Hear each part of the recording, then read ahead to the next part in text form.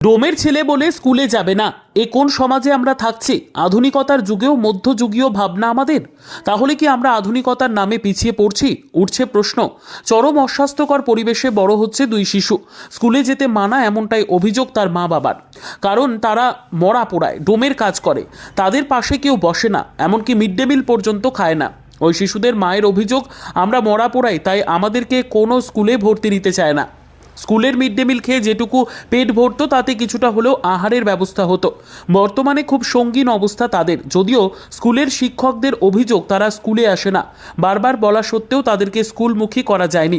শ্মশানঘাটের মরা পুড়িয়ে যা আয় হয় তা দিয়েই দিন গুজরান হয় কালীনারায়ণপুর পাহাড়পুর এলাকার এরেন্ডাপোতা শ্মশানঘাটের কর্মী মল্লিক পরিবারের। একজনের বয়স 10, অপরজনের বয়স 5 বছর। তাদের মা বাবা পেশায় শ্মশানে মৃতদেহ দাহের কাজ করেন। জানা যায়, আগে পাহাড়পুর প্রাইমারি বিদ্যালয়ে তাদের দুই ছেলে পড়াশোনা করত। সেই প্রাইমারি স্কুলেই পড়াশোনা করত। শিশুদের পরিবার যেহেতু ডোমের কাজ করতেন, সেহেতু ওদের পাশে কেউ বসতো না। পাশাপাশি কটূক্তি করত এবং মিড ডে মিল খাওয়া বন্ধ করে দেয় এলাকার অন্য শিশুরা।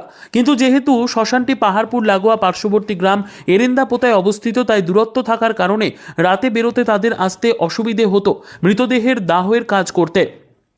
সেই কারণে পাহাড়পুর থেকে এরেন্দাপোতা শ্মশানে চলে এসেছে পরিবার নিয়ে। শ্মশানের ভেতরে রয়েছে একটি বীরনগর পৌরসভার পক্ষ থেকে সরকারি আবাসন, সেখানেই তারা থাকেন।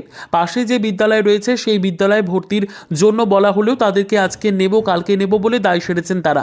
এ বিষয়ে পাহাড়পুর বিদ্যালয়ের দাবি, এখনও বিদ্যালয়ের নাম রয়েছে, তবে বিদ্যালয়ে আসে না। বিদ্যালয়ের তরফ থেকে জানানো হয় তারা যদি বিদ্যালয়ে আসতে চায় আসতে পারে, কারোর কোনো সমস্যা নেই।